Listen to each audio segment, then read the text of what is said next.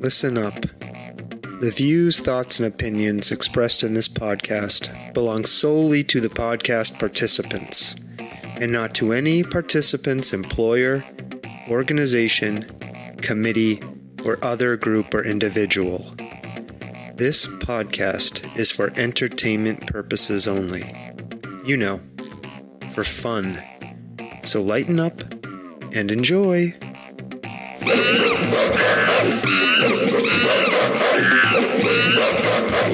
Stomping Jen. Sawtooth Frank. There you are. There you are. You know what we're here to talk about tonight? One of your favorite things. What's that? Art. Art? Yeah, we have a really interesting person on the show today. It is artist, business owner, and community leader Johnny Miranda. He is here to talk to us about a bunch of stuff. He has a store called La Diaspora, right? Which is a space in Chicopee, Massachusetts, okay? Uh-huh. It has, it's there for cultural, social, and creative appreciation and acceptance. They feature artwork of local artists, and it's a collaborative space, right? And I was reading through Johnny's bio this week, and he has done some amazing, incredible stuff. But you're making me so excited. I know. Let's talk to him. In the community, around the world. I've got to build Johnny up. All right. He's an amazing person. I cannot wait to talk to him. I have a very long list of questions. Okay. Are you ready? As per usual. All right, I see him. He's ready. All right. So let's go. After the music, we will talk to him. Okay. Okay, here we go.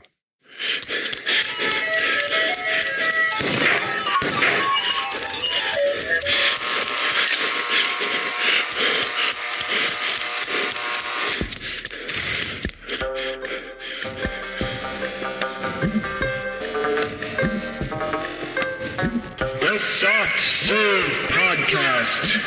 Creamy, delicious ideas without the creepy truck. Stompin' Jen. I'm not going to sing to you. Oh, thank God. I'm just going to slowly fade out the music. I like good music. You do? Mm-hmm. Okay. It's good music. It is good music. Yeah. Let's say hi to Johnny. Hi, Johnny. Hi, Johnny. Hello, how are you? We're doing really great. Thanks for coming on to talk with us. I hope I didn't talk you up too much, but I meant every word of that. Thank you. No, that was a lovely introduction. I appreciate those kind words, and I am so thankful for you guys having me in your podcast. Yeah, thanks for being here. So, how are you doing? Let's start with that. I'm doing great. I can't say any different. I'm excited about life, as I should be every day, and things are good. Things are going Great. Was there anything else you wanted just to kind of say about yourself by way of introduction? I know I threw a whole bunch of stuff out there about who you are and what you do, but I was curious if, as I was saying that, you were thinking to yourself, oh, I hope he says this or that. So I just wanted to give you an opportunity to tell us anything else. Well, I mean, you pretty much encompass what Johnny Miranda has become in the last 5, 6 years in Chicopee and in Western Mass, impacting communities through art. But prior to that, I've been a workforce development strategist, working with people with disabilities, developing their skills and using art as a way to achieve that. I've been a missionary in South America for like 6 years, building houses, taking food, and I did that with the Jesuits. So I've done a lot, and I think that I'm able to accomplish a lot of what I currently do with art and in the community. And it's because of all of these other experiences I was able to live. Mm. Yeah, and I'm definitely going to ask you about some of those things a little bit later. But kind of what I observed is art has very much been at the center of a lot of what you've done in life. And you're an artist. And I just wanted to give you an opportunity just to tell us a little bit about your art and about who you are as an artist. Yes. Well, it's very hard for someone in the present to define who they are as an artist. I think that when we look at the stories of the artists that we look up to, those stories have been written after, they're gone, right? We tell the stories of these people. So I don't know what my story is. Yeah. But what and with regards to my art, I've personally lived art since I was a child. So I have to thank my mom for mixing me into this environment. So I was in a performing arts school throughout my childhood and middle school and high school. And it was a performing arts school where I would go over during the weekends, and we were there.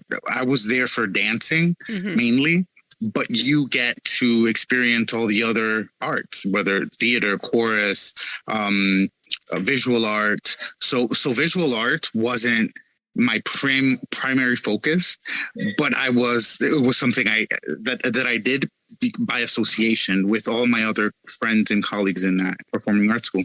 When I went to college, I continued dancing. After college, when I got to law school, that's when visual art became a big focus, because I didn't have much time to be in law school and work. I was a waiter, but I wanted income, so I started doing art and for sale. And I started. I was helping a friend open up a bar, and he needed entertainment for the bar. So I was like, hey, I'm already going to be bartending. I might as well paint live and put some lights, and I'll dance while I'm painting.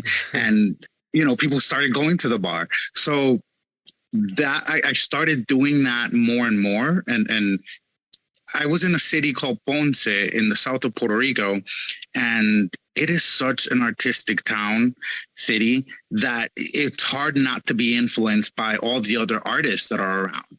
So every restaurant you go into, there's art. Every place you go into, there's beautiful art. So that kind of pushed me to I want to do this too. So I wasn't dancing any longer, but art is still something inside of all artists that you have to do it in whichever way it manifests. So at some point for me, it was dance. And then, after you get a little bit older, that you manifest art in other ways. For me, it was visual art. When I get to Western Massachusetts, right after Puerto Rico, and I'm doing art, I started doing paint sips. I think that's what the industry at the time, when I arrived to Western Mass, it was a hype, those paint sips. So I started doing that, and that allowed me to continue doing art. And in all the other jobs that I explored in Western Mass, I used art as a way to achieve my goals.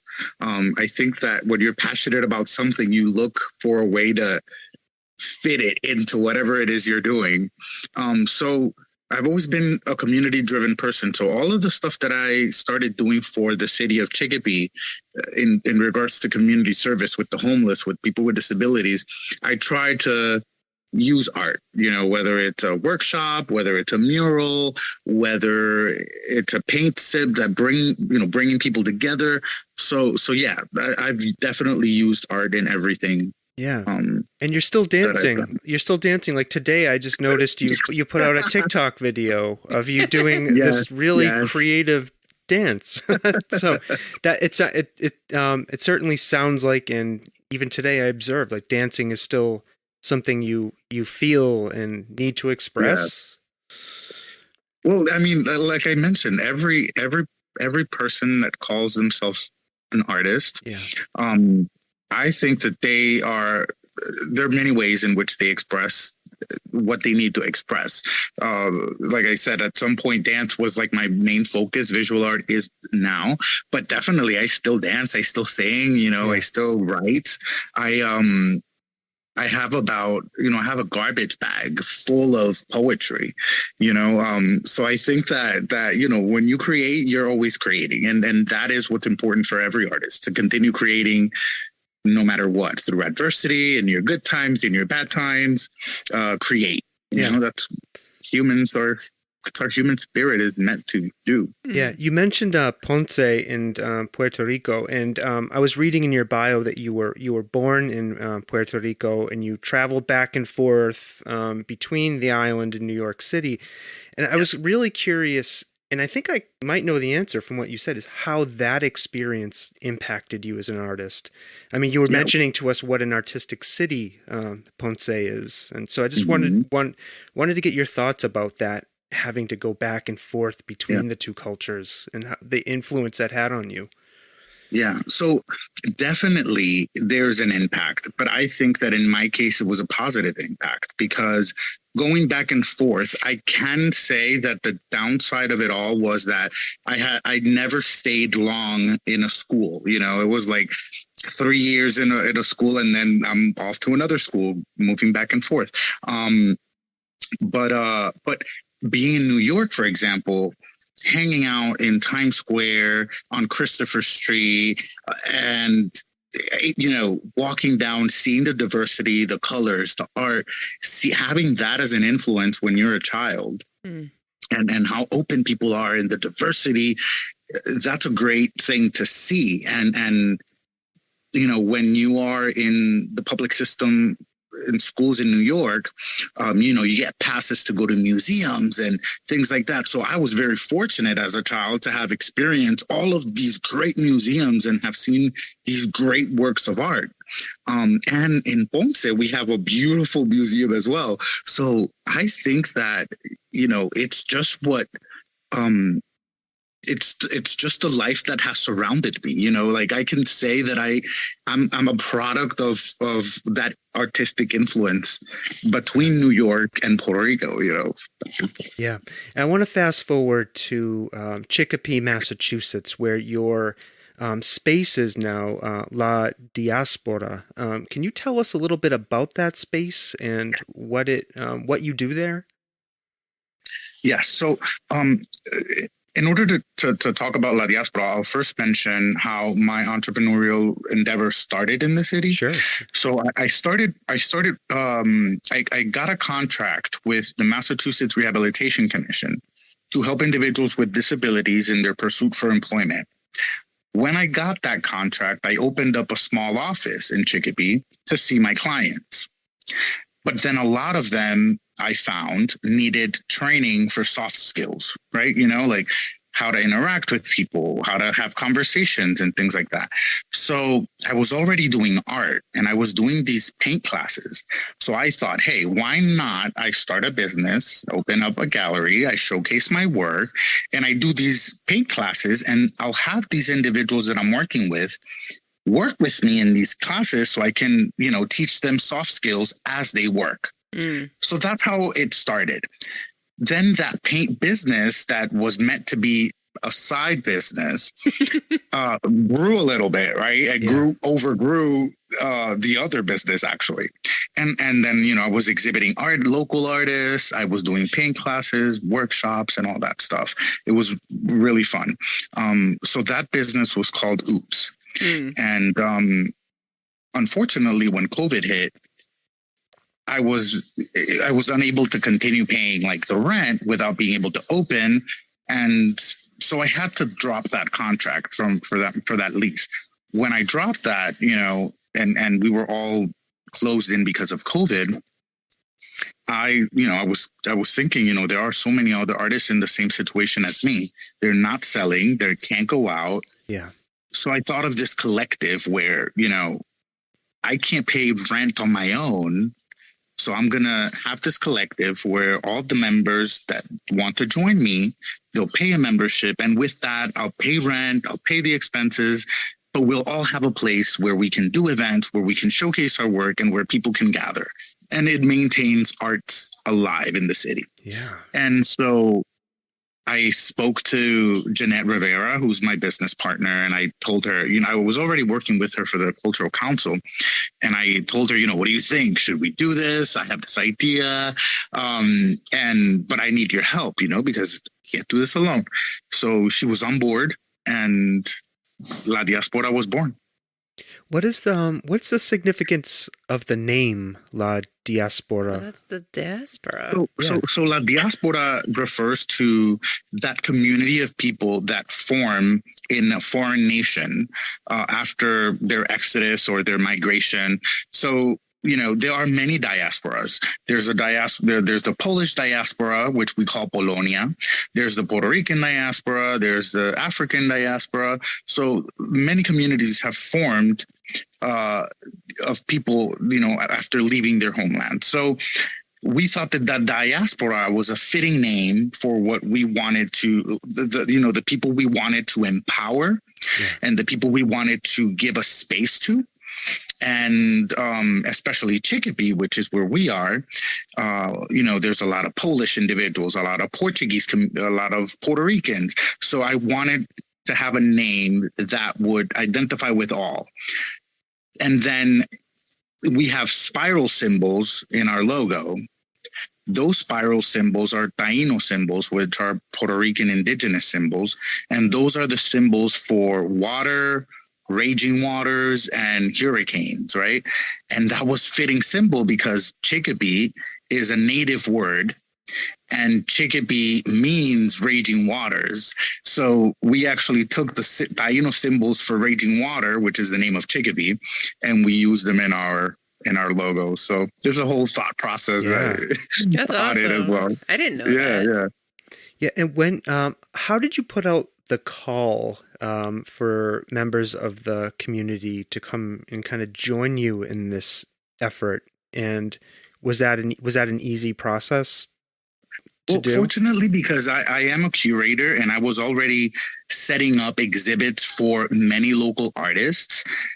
When I decided to do this collective, it was a matter of let me call these people up. I'm pretty sure they would want to join, and especially for the fees we charged, it was it was a given. So we've been fortunate enough to have a variety of artists join our collective. They can join for a long period of time. They can join for a few months. They can join for a month. We give the artists the flexibility because as artists, we know all the limitations we have when it comes to access to budgets, to grants, to spaces. So we wanted to be a space to eliminate barriers for artists. So by being in this collective space and by joining as a member, they don't have to worry initially about a space of their own and paying rent and paying utilities and paying insurance. And, so as a collective, we're able to do that, have their back, and catapult them to wherever they want to go. Yeah. And did you find that you were, you had this idea, right, that was born out of necessity from COVID, as you described to us. Did you find that need was out there, and when you started reaching out to people, that they responded? Yeah, I think that the need has always been there for a space to collectively work. The problem is, I think, that for many artists, and I include myself in the past, I never thought about a collective way of working because as an artist, my ego wanted to highlight myself. So I had a gallery where I showcase my work, and I had a gallery where I sold my work, and I paid for the bills and I paid for, but when you step away from that I mentality and from that individualistic way of being an artist, and you decide to open spaces for others and highlight others, that's when you start seeing change happen. So I think that the fact that we were able to come up with this collective, which is not a new thing, but doing it in the city that we're in and with the people that we're in certainly has an impact long term for the beautification of the city. Yeah. You mentioned the ego, and it's something as an artist that resonates with me, right? Because it's often in the way for me, right? I should say this thing about myself rather than, focus on the person in front of me. It is something I grapple with. I'm doing it right now, Stomping Jen. And Johnny, what I wanted to ask you is, did you do anything to confront your ego when you were trying to set up this space, and like, how did you grapple with that as an artist and as a person, and kind of like get out of your own way in terms of ego? Did you do anything to work on that? Well, so when you have tried to live a life of service to others, and I mentioned, I did missionary work and I've done community work. So when you live a life in service of others, it's not hard to put yourself like, to see things through that lens, but it naturally isn't an easy thing to do. Yeah. So for me, it was easy because of my life experiences, but I understand that it's not an easy thing to do. I think that the best way to get out of your way and to break away from that ego as an artist is to start highlighting others, start highlighting the work of others, start empowering others. And as a result, without you even looking for recognition or without looking for flattery, you will get it because givers gain, I love that. Givers gain. Stomping Jen. Do you like that? I like that. It's the same as what we've been doing. I know. Yeah. I mean, in terms of not just talking to each other. Right. Yeah. No, you guys, perfect example. Giving a space for others and empowering others and giving a platform to others. That's what we all need to do as artists. Is that what you mean on the website when you talk about being a space activator? Because that's something I wanted to ask you about. Like, what is that work, being a space activator? So for example, that in particular refers to areas in our neighborhood that we live in a neighborhood, Chicopee Center, where it's going through a process of revitalization. And some would say gentrification, but we're going through a process where we are revitalizing, right? We're painting, making spaces to look nice, making the area welcoming for visitors and to activate the economy. So there are a lot of spaces in the city that are unrentable, empty lots and things like that. So through art, we've been able to activate these places, whether it's, it's an empty building, let's do a mural on it. It's an empty parking lot, let's do an outdoor exhibit on there. This is a street that nobody walks down through, so let's do a mural walk and have people walk and we'll paint on the ground. So activating dead spaces or empty spaces in a city with art contributes to that process of revitalization that I was mentioning. Yeah. Well, I mean, I'm totally ignorant to the fact that there were, like murals in Chicopee to go see. I was going to ask because... Ask away. So what I know about Chicopee is that Chicopee is made up of 3 towns. So there's 3 towns, Chicopee centers, right? Like there's 3 central points of Chicopee. So when you say Chicopee Center, where do you mean? Okay. Yeah. So actually, Chicopee is known for its villages. Yes. So you have Cabottville, it's a ville, which is Chicopee Center. Okay. Which is, when you say Chicopee Center, it refers to where City Hall is at. Okay. So Chicopee Center, it's Cabottville, and then you have Aldenville. Okay. So there's all these villes, right? And so every neighborhood is kind of like its own village, and every village has its own center. Right. Area, but when you say Chicopee Center, generally people will refer to the neighborhood where City Hall is at, that government center. Okay.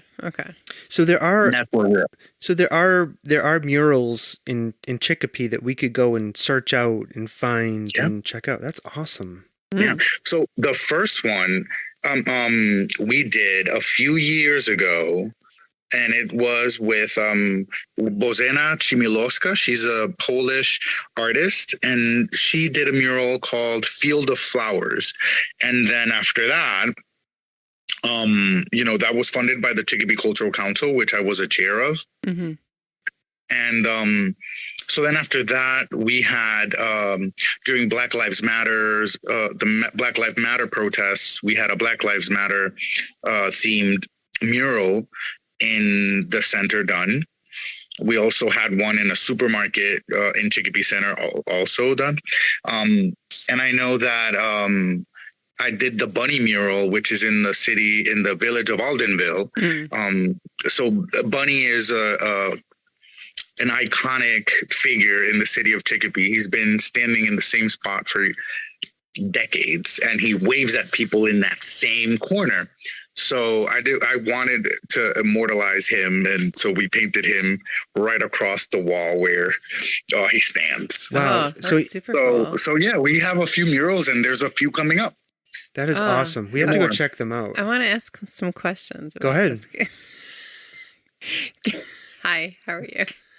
You're a co-host. I'm glad. You're like launching into all these questions. Go ahead. So you were on the Chicopee Cultural Council. Are you still involved with them? Yes. I'm no longer chair. I was the chair for 2 years. Yeah. And so, we always change the leadership. Yep.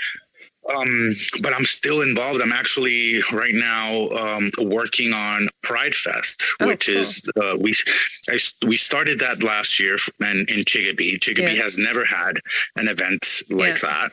So we had that last year. It was a great success, and now we're working on organizing it for this summer again. That's so cool. How do you work? You must have to be. So it's always difficult for even though the local council program that we have here in Massachusetts, it's part of the municipalities, but like, has it been difficult to work with the leaders of your municipality, like the city of Chicopee, to like do some of this work, like to activate spaces and do mural work and all of that kind of stuff? That's a great question.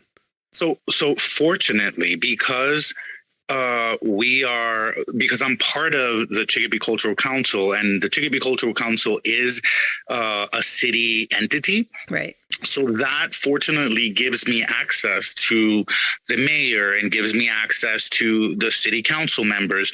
So we've been very fortunate to have those good lines of communication to make things happen. So I think that it's a combination of factors when you want to make things happen and when they actually happen. But this factor of communication is very important, and we're fortunate to have it. Yeah. There have been times where the subject of the mural has been the discussion, where, like, for example, when Black Lives Matter mural was going to happen, some were concerned. What was it going to say? What was it going to do? How were people going to react? Right. So there's always that debate, perhaps. I think that Chicopee has been a city that traditionally is very status quo. It doesn't like big changes, nothing too radical. So when they see this young Puerto Rican guy coming in and revolutionizing everything with art, so there was a little bit of hesitation at first, who's this guy? But I think the community has welcomed me. I feel very accepted and loved by my community, by Chicopee in general. And I'm excited to be in this moment in time in the city that I'm in. I think that things happen for a reason. And I think that I have a purpose in the city. And I'm just working to fulfill that. That's so great. It's so great when you can have a supportive team around you of people that will help facilitate the ideas that you want to implement. That's awesome. Yeah. And I give this to the city of Chicopee. Yeah. Yeah. Johnny, you use a community responsive business approach in some of your work. What does that mean? Tell us about that. Well, some of the things that we do in our programming include the community. So, for example, we facilitated workshops for homeless individuals where we use a painting class to help them envision who they are or what they want to be in the future. We have used these painting workshops to empower women that have gone through domestic violence. So we've also had these. So we use art in those ways, but we also use our space to provide services that the community needs. So, in the wintertime, we had a coat drive and we gave away coats. Oftentimes there's a lot. I have a day job as well where I do clean outs. So I oftentimes come across things that, people may need, and I post it up in the community and they can go pick it up at the shop.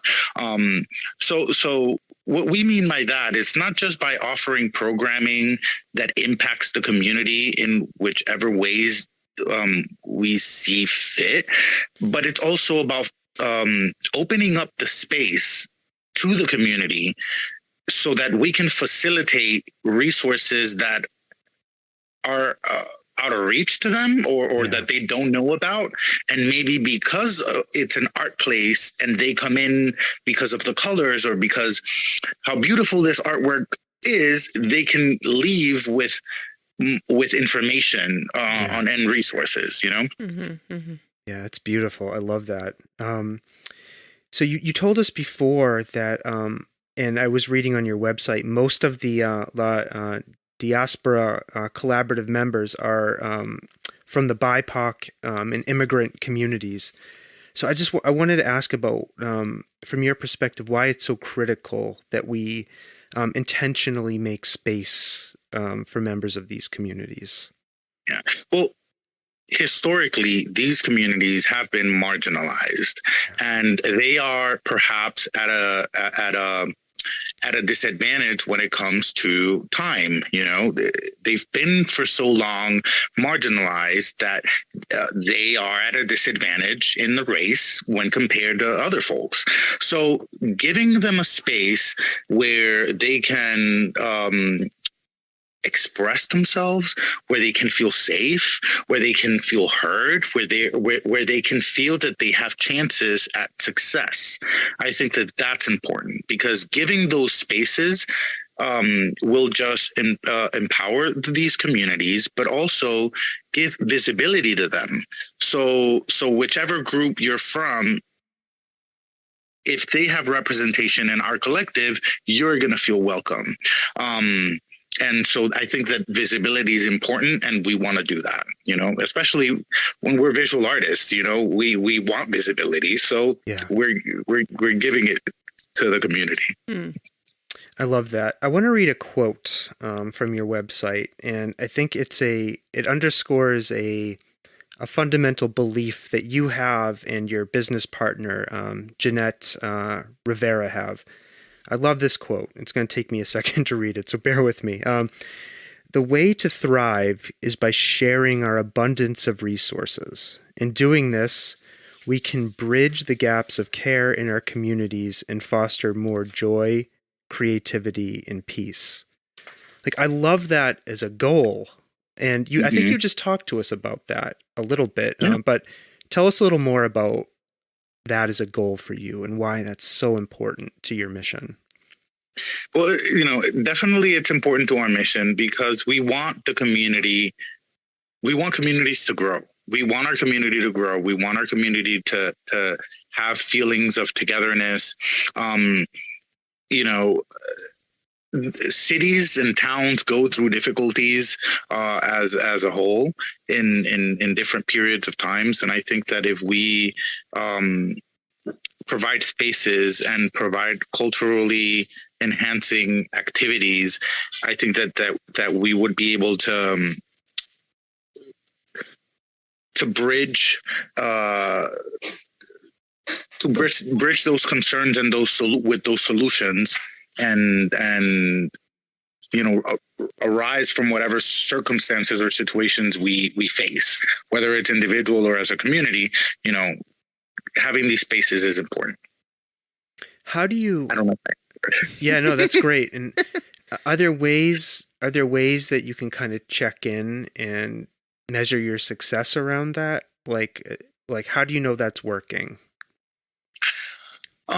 So one of the ways in which we measure, the impact that we're having in the community.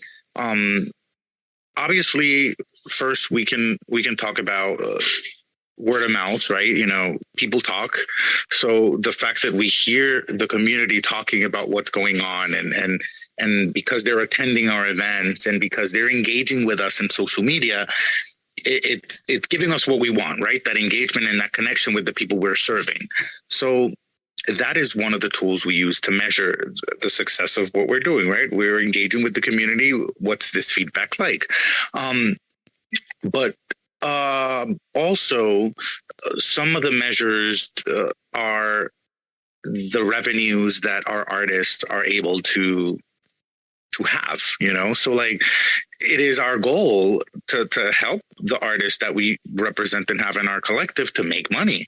So it's up to us to create spaces and continue creating spaces where people will come in to have fun, to buy art so that they can have a revenue. So, looking at those monthly numbers and seeing, are these artists selling? That is a measuring tool for us, because if our artists aren't selling, then it tells us that we need to do something a little bit different. Yeah. And I think that word of mouth is really important. Like, that's why I'm so excited to get this episode out there when it goes. Like, I'm just thinking to myself, I had no idea. We just went through a round of birthdays here in our house, Johnny, and I was banging my head against the wall about ideas about where to go buy locally made presents. I had no idea. I could have cruised right on down to Diaspora and bought something, Stomping Jen. You could have. Definitely. Next time I will. And we have. Yeah, go ahead. We have tons of stuff there from all of our artists, from keychains that they make, jewelry, crafts. They have paintings. Great thing about our space is that we have a small maker space. So, we have tools and machinery that our artists can use to continue to create. So that's another way of engaging the community, giving them a space where they can go and create for no particular reason. You just want to create. We have a space for you. Sometimes the best art is born out of doing something for no reason, right? Stomping Jen? It's true. Yeah. Like, I just, you're just messing around, with something, and it just, something is born out of that weird random inspiration. Yeah. Yeah. What was I going to say? Oh, this is a good place. I want to tell people about some of your web presences. I just want to pause for a second and let people know. Sure. Johnny has a Patreon, and I'm going to put the links to all of these things in our show notes, okay? You can also Google this stuff and find it too, but the links will be in our show notes. So Johnny has a Patreon page where you can go and sign up for some stuff and follow him. La Diaspora has a website. We're going to have the link in there too. That's shopladiaspora.com. You can go check out stuff there. Johnny has an Instagram. Help me pronounce this. Joito. All right. And the link is there. And there's a couple of Facebook pages. So Johnny Miranda Alomar and La Diaspora. And there's a YouTube and TikTok too. Johnny is on TikTok, as I mentioned earlier. So definitely pause the conversation, go check out all of that stuff and get a sense for what we're talking about here, right? And in terms of the store and Johnny's art and all that stuff. All that good stuff. Yeah. So I got to tell you, when I was looking at your website, I had to stop for a minute because I almost started crying. I'm very sensitive. There's a quote on there. And on the website, this quote is part of another statement, but it's basically, and this is something my therapist says to me all the time to try to get me to cry. You deserve to be thanked for merely existing, right? Tell us That's why. right. Tell us why you choose to put that up there and tell that to people. I think that one of the greatest virtues after patience is being thankful, and being thankful for merely existing. I think that is a great way of starting your days. I think that you are more creative when you're thankful. I think that you're more positive when you're thankful. And we're here to create. I think that we talked about this previously. My mere existence is to serve and create, and that those two simple parameters is what I live by. Everything I do, it needs to be creative and of service to someone. So I think that phrase is very characteristic of who we are. La Diaspora is here to help the creators and to serve our community. Yeah, I love that. Don't cry now. Well, or you can. Feel free to express your emotions as you see fit. It got me the same way the Mr. Rogers movie got me. I was sitting there and sobbing because here's this grown person telling you, you're worth something just because you are, right? And you're worth something just the way you are. Are you going to cry now? I might stop it, Jen. I can see it in your face. I might. We don't hear this kind of stuff enough, right, Johnny? Like, we don't. Yeah. No, definitely. Yeah. And I think that's why art is important, because if we don't hear these things, I'm pretty sure that through art you would be able to either express it or at least receive those emotions. So being emotional is something that we've been so recently not recently, but we've been conditioned to not feel emotion. We don't want people to cry. We don't want people. I think that people are fearful to show emotion, and so art is a great way to open that door to let these emotions go out. I have seen people that, they're tough as a rock, but they create these beautiful pieces of work, and then you realize they're not as tough as you thought they were. It's just a different avenue of expression. But yeah, we've been conditioned to build these shells and these strong characters and personalities to protect ourselves. And I think that when we do art and when we give people motivation to create, that guard comes down. And we need a little bit more of that. We live in a society where we're so guarded, and that leads us to not be as engaged with others. So when you break that barrier and you're able to connect for real, but really connect, and engage people and really engage them, I think that you have achieved something marvelous, Yeah, I love that. Diaspora. I'm sorry. In my mind, I'm like, I'm gonna pronounce it right, and I keep mangling it. La Diaspora offers events, right, through the website. I saw you mentioned some of the paint and sips. What else do you do through La Diaspora that people could sign up to and experience? Yes. So we have jewelry making workshops. Ooh. We have wreath making workshops. We have painting classes. We have exhibits, art exhibits, where we feature local artists every month. Jeanette does something called the Moon Circle, and it's every month in the full moon, and it's a women empowerment group. We have chess clubs where we meet and play chess. We have Charles LeBoy, who is his programming is more with video content creation. So he does video game streaming, and he brings kids from the community together to a Pokemon Club, and they play Pokemon and they go around, with Pokemon Go and stuff. So definitely every artist that joins our space is able to do the events that they see fit.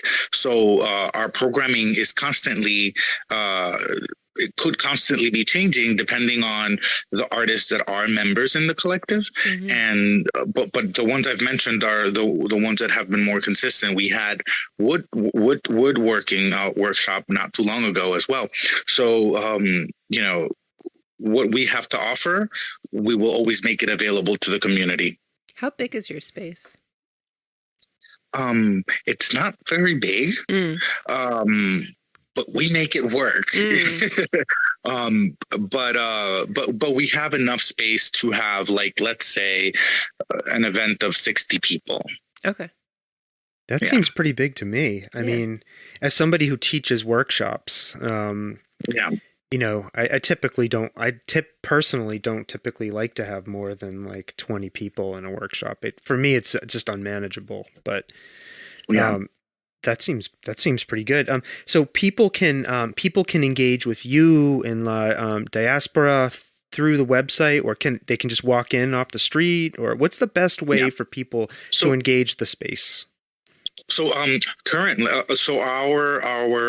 our planned operating hours is from 11 o'clock to 7 o'clock at night. However, as I mentioned, our whole system as a collective depends on memberships, right? Yeah. So for the past, for a few weeks, for example, we didn't have any artists covering like the morning time. So we opened up at around 2 o'clock.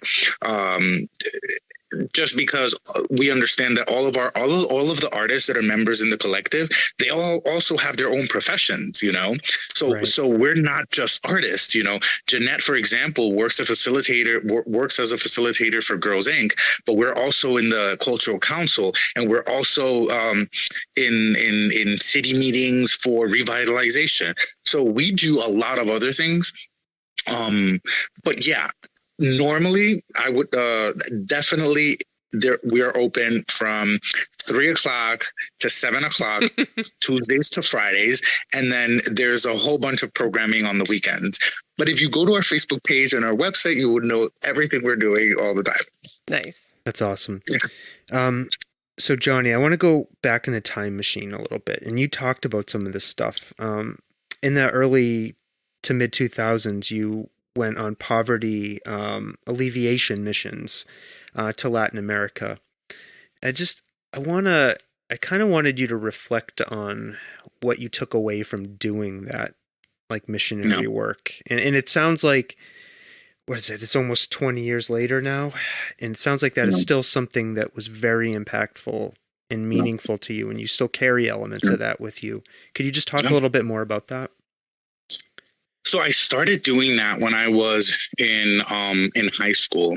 I went to a Catholic high school, and so there was a priest there he was a Jesuit, and if you don't know, Jesuits are very big in like academic and education, especially in South America. So this priest comes along and he gives a talk about, what he does as in poverty alleviation in South America. And I was like, oh my God, that's something I want to do so bad. So I joined the group. And at the time, I didn't have the money. So what the groups did was that they gave you T-shirts, and you had to sell T-shirts to pay for your ticket to go to South America. So I did that for 5 years. Like I would sell T-shirts to pay every time for my ticket to go to these places. So we went to missions in Argentina, Paraguay, Costa Rica, Dominican Republic, and Brazil. And so we took food after, like, for example, in the Dominican Republic, we went after Hurricane George. So after Hurricane George, we took food. We went with haircut clippers to give haircuts. We went with monies that were donated to the church. And we bought materials over there, and we built houses. And we carried cement bags, all that stuff, So by going to these missions, and me coming from, I'm in a Catholic school. I was by no means rich, but I had a home, we had a car. So in comparison, completely privileged on my end, So I'm going to these communities where I see kids drinking water from a puddle on the floor, on the ground. I see families living in houses that their walls are just like plastic bags wrapped around 4 pieces of wood. I see people with, I see the immigrants from Nicaragua, for example.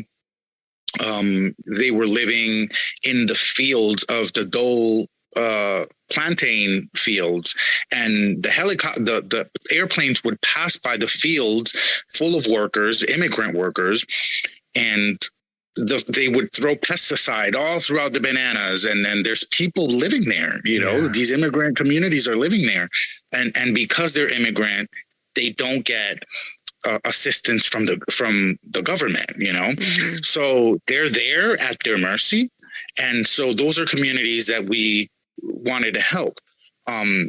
So I think that was a big motivation when I went into law school. I really liked international law because those are the communities, like I had seen, firsthand what people at an international level need, and I wanted to be a part of that solution. But when you're young, you always think of making an impact very grand, or like, I want to make an impact in the world, Yeah. But when you get older, you realize that you can make a whole big impact in your own circle, right? In your community. Right. So you don't have to go far to make these changes and to impact the way you want to impact. So yes, I did that for a while. But then when I come to Chicopee, I wanted to impact this community in a way that was accessible to me, that was accessible to those around me. What I learned from these missions, it was to be humble, to be humble, to be thankful, and to never take things for granted. I have been up in my life, and I have been very down in my life. Right. I have friends that are sitting in the richest spots here, and I have friends that are homeless, but being humble, being thankful, and being open and accessible to everyone. I think that is what I took from my work during these poverty alleviation missions. Oh, that's a lot. Yeah. How'd you end up in Chicopee? Well, I'll tell you, it was never planned. So I was living in Puerto Rico, and I was finishing law school. I'm working at a restaurant, and then I started working at a bar. So I was leaving the bar at 3:00 in the morning to go to sleep, to wake up, to go to law school, it was those were like horrible years of my life. Very tiring. And at the end of the day, I had friends that graduated law school and they were managers at McDonald's, not because of their intellect, but because resources were not available and employment opportunities were not available. So imagine me with $70,000 student loan debt, working at a restaurant because, and then when opportunities are not being open to you, I fell into depression. I was very depressed in Puerto Rico. Like those last years in Puerto Rico, I was depressed because I wasn't making enough money. I felt like a failure, all this education, all these skills, and, I had nothing, So I was going through a really tough time. I call it kind of like my quarter life crisis, Yeah. So I was going through that. And so one of my aunts lives in Holyoke, and she said, hey, come over, stay here for a few months. And if you like it, you'll stay. So I started living with her in Holyoke, and I was living with her for 6 months. After 6 months, I was able to, have my job, get my apartment in Chicopee. And I've been in Chicopee ever since. Wow. Did the change of environment and going to stay with your aunt, did that help kind of break the depression? Like reframe? Yes. Yes. It helped me reframe because I think that when I changed location, it forced me to re-strategize my life. Like I'm in a new location. I need to make friends. I need to find out where the supermarket is at. I need to find out where the laundromat is at. And embarking in that quest of exploring this new neighborhood. And I did that by riding bicycles around Holyoke. And that's another thing, like riding around Holyoke to me was so inspirational when I first arrived, because Holyoke was starting with this Gateway City Arts thing, and revitalizing the mills and the canals. So seeing all of that happen, also at the time that I'm arriving, I'm like, hey, with all my knowledge and experience, I can be a part of this. And so that was kind of like, how I got to Chicopee. That's awesome. Thank you for sharing. And then you started embarking on this work with, helping people, right? Like you found your way to that work eventually, right? Helping people with employment, housing, the accommodations work you were telling us about. And you're still, and now the work with your art. And another thing I wanted to ask you about was at one point you dabbled in politics and running for office in Chicopee. What did dipping your toes into that teach you about yourself, about humanity? Talk to us a little bit about that. So my major in my bachelor's degree is actually in political science. And I love the study of power. I think that a lot of human history is a battle of powers, and so I think that if you can identify where the power lies, you are able to bring about change. So I've always dabbled with politics just because I know that through policy is that you can actually make changes. So my work as an activist, my work as a community member dabbles in politics, and I was in the cultural council, which forced me to deal with the city politics to get things to happen in the city with regards to art. And you start getting connected with people in the community, and there's a moment where the community sees that I'm doing a lot of work for the community because they see me, right? I'm visible. Right. Sometimes a lot of the current leaders aren't necessarily visible to the community. They don't even know who their councilman is. So people started saying, hey, why don't you run for city council? Why don't you run for city council? So I had it in my ear for so long that I was like, you know what, let me give this a shot. So I did. I ran for city council. I think it was great. I loved the thrill of a campaign trail. But it's a lot of work. To go out knocking doors. It's a lot of work, a lot of paperwork. And if you don't have a solid team, it's very difficult. Having people committed to volunteer, it's tough because, everyone has their life, everyone has work, everyone has things they're doing. So when you run, you need to make sure that you have a team on your, that's their standouts. I personally wanted to do a people approach type of campaign. So, and of course, mixing it with art. So I didn't spend money in signs at all. I had all of my people, all of my residents, they showed up to my business, and I had a big table with signs and markers and a whole bunch of art supplies. And we all created my signs. So if you go through the videos of our standouts and everything during that campaign, all of the signs were made by the people, so I had no official sign. I just had very artsy signs. I love that though. I mean, as a candidate, to pull people in and to have the campaign signs made by constituents. There's a, like you said, there's an art, there's a poetry in that in some way for me. Definitely. I love that. Would you do it again, do you think?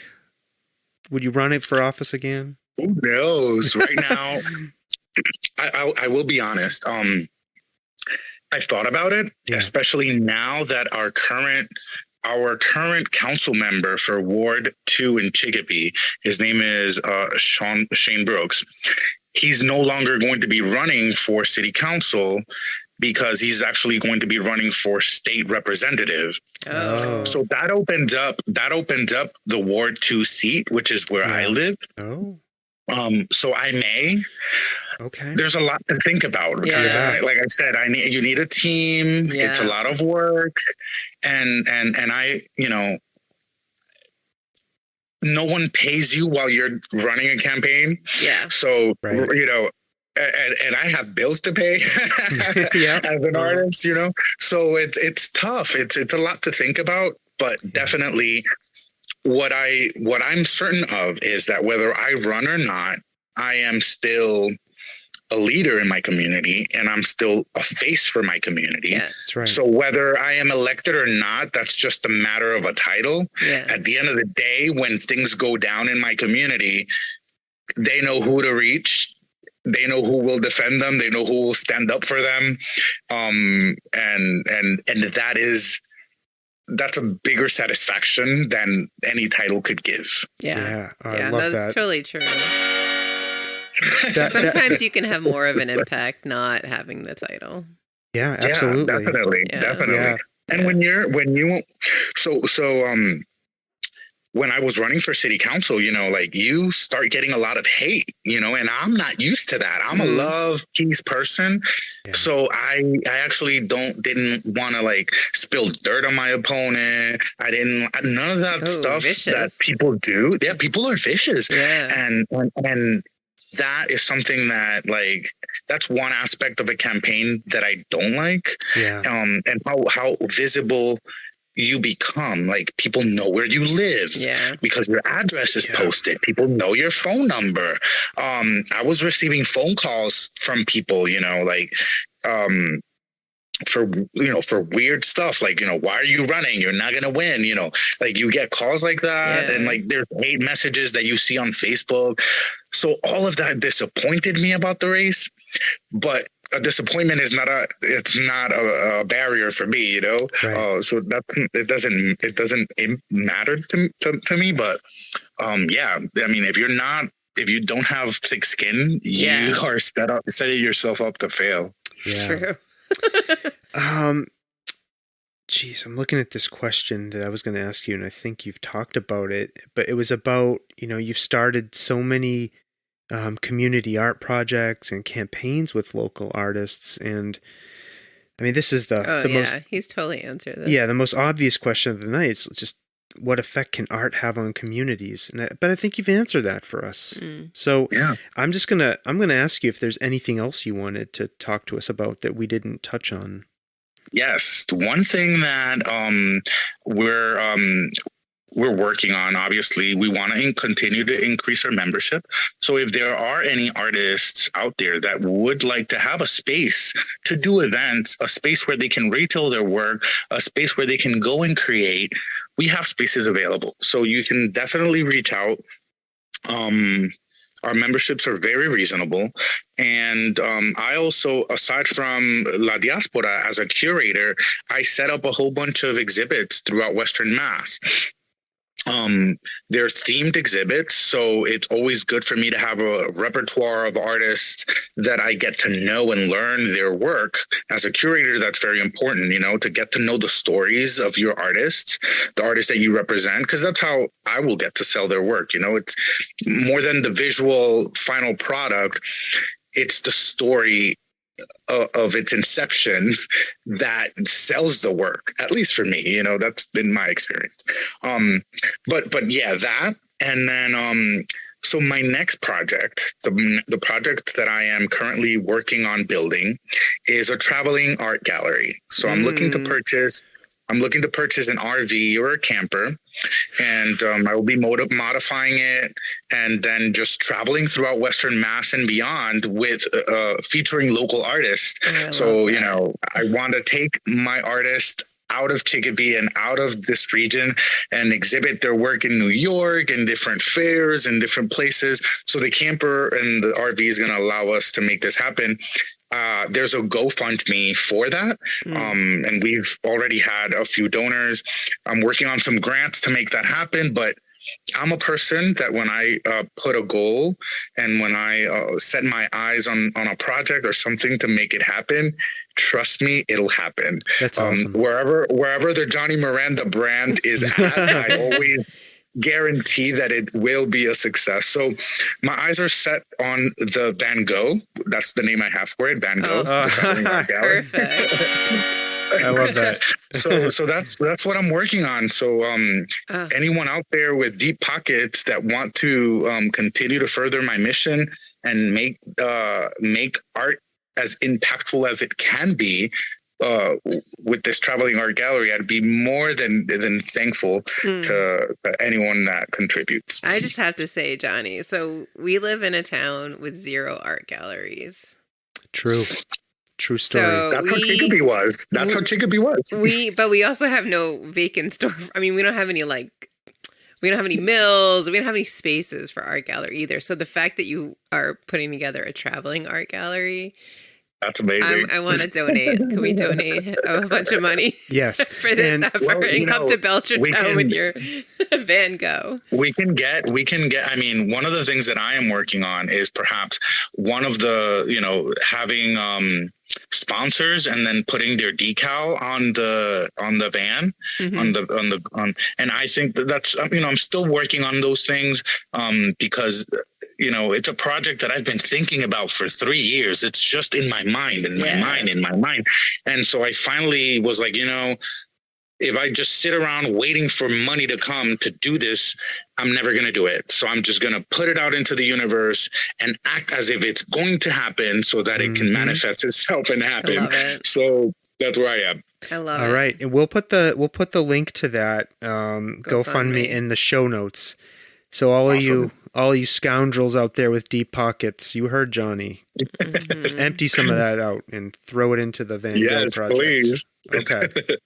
All right, we're gonna go into our last couple of questions, and these are funner kind of questions, and we're gonna transition. These are questions we ask every guest, sort of at the end, after we've loosened you up a bit. So, nice.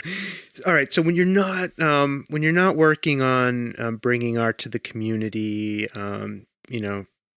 bringing service to people in other ways, what do you like to do just to connect back to Johnny, like for yourself?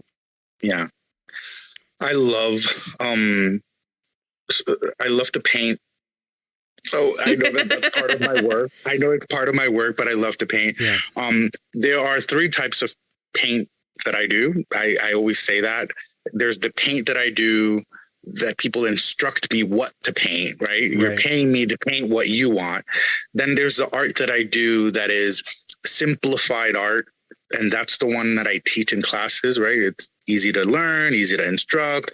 And then there's the art that I paint because of my passion, because it's what I want to paint without no one telling me what to. Yeah. And that's the type of art that I do when I want to ground, but I also write a lot of poetry. As you can see, I talk a lot, but I'm also very emotional, and I think that education is so important because it gives people a resource of vocabulary. And that is so good when you want to write and express yourself, because the more words you know, the easier it is for you to verbalize what you're feeling. Right. So writing is great. And another one of my passions is hunting for antiques and collectibles. I collect coins, so I love looking for coins and antiques on tag sales. Do you have a favorite coin that you have found over the years? Yes. What is actually it? So I have a gold half. Is it a $50? It's a gold $50 from 1885. Oh wow. That's the oldest American coin I have. Yeah, I have really, I mean, I've been fortunate to come across like really, really cool coins. My coin collection is pretty nice. But I collected coins since I was a kid.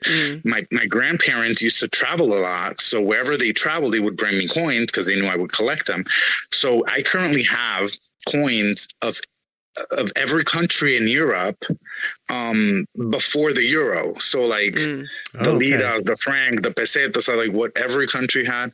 So I have all of that. Yeah, I invest a lot of time with my coins. Nice. So fun. Do you have a favorite like kind of antique shop to go into? Is it like a roadside, like the antique shop in the town nobody would stop in kind of store? Or so my favorite antique spot to go to is in a town called Shelburne Falls. Oh yeah. Yep.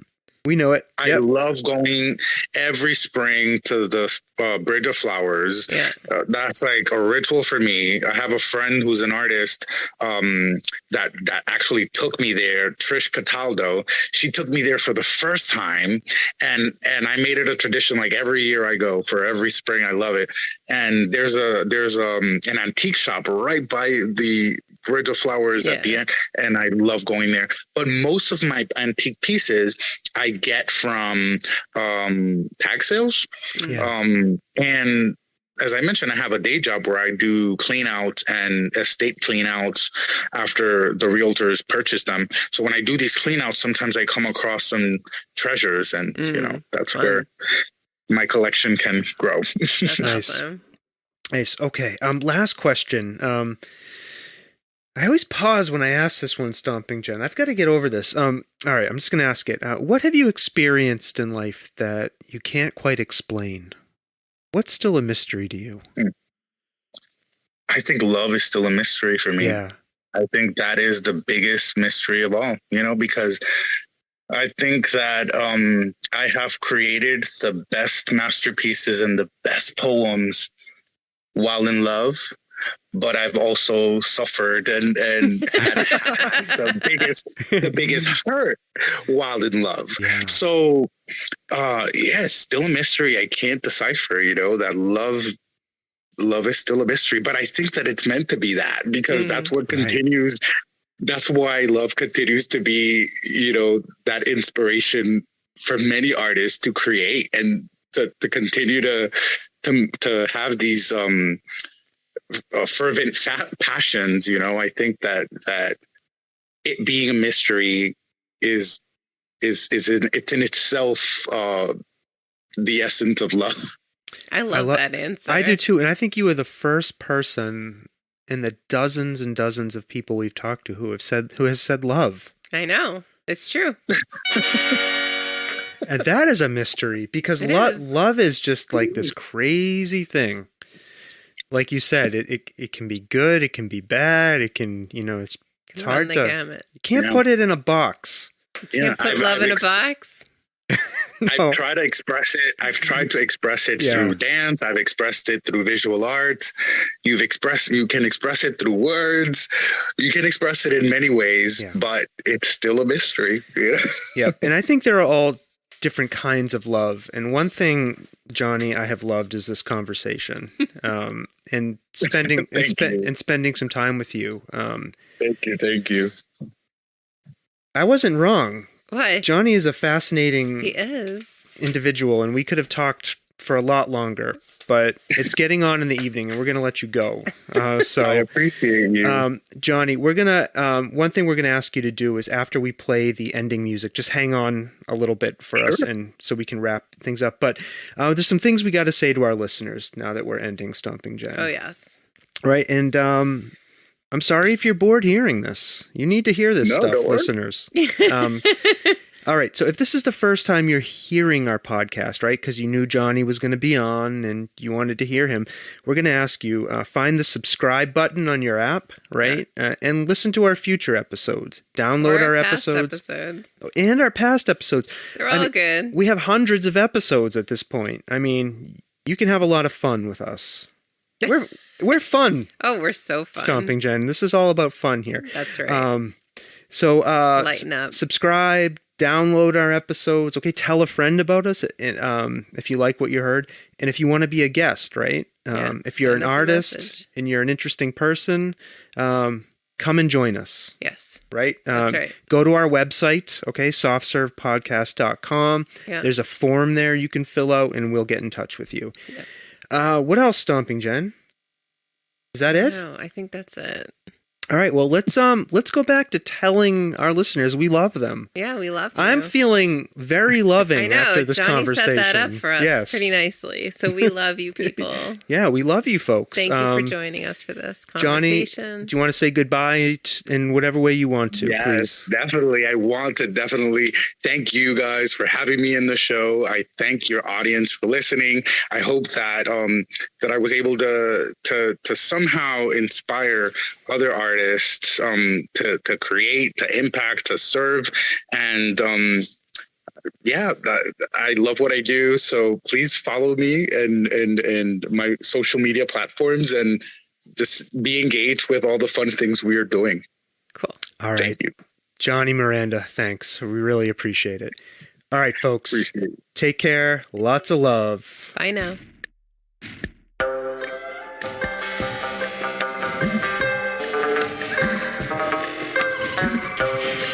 This world of ours, ever growing smaller, must avoid becoming a community of dreadful fear and hate. Those who have freedom will understand also its heavy responsibility. That all who are insensitive to the needs of others will learn charity, and that the sources, scourges of poverty, disease, and ignorance will be made disappear from the earth. And that in the goodness of time, all peoples will come to live together in a peace guaranteed by the binding force of mutual respect and love. I shall never cease to do what little I can to help the world advance along that road.